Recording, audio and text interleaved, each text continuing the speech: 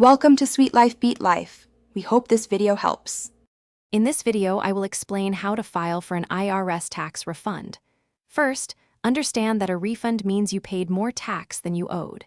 To begin, collect all your income statements, such as W-2 forms from employers and 1099s for other income.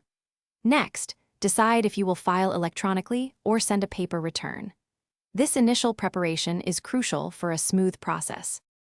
Once your documents are ready, accurately report all your income, deductions, and any applicable tax credits. Most individual filers will use Form 1040. Carefully enter all figures into the correct lines. It is vital to double-check every calculation and entry before proceeding. Errors can significantly delay your refund, so take your time and be precise. After completing your return, it is time to submit it.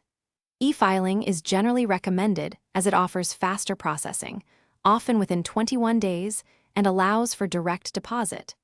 If you choose to paper file, ensure you mail your return to the correct IRS address for your region. Always keep a complete copy of your submitted return and all supporting documents for at least 3 years. Once your return is submitted, you can easily track its status using the IRS Where's My Refund?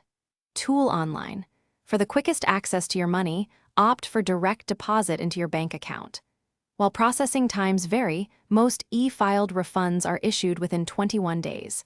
Paper returns can take 6 to 8 weeks. Thanks for watching. Consider subscribing if we helped you.